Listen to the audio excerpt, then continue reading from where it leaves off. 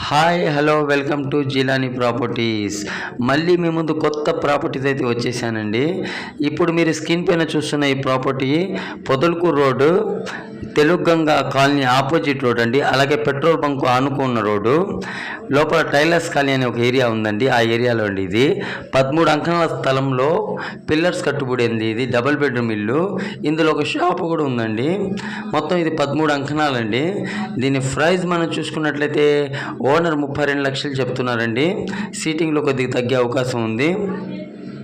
అలాగే ఇది east face property అండి, డబుల్ బెడ్రూమ్ ఇల్లు అండి. లొకేషన్ పరంగా చాలా బాగుందండి.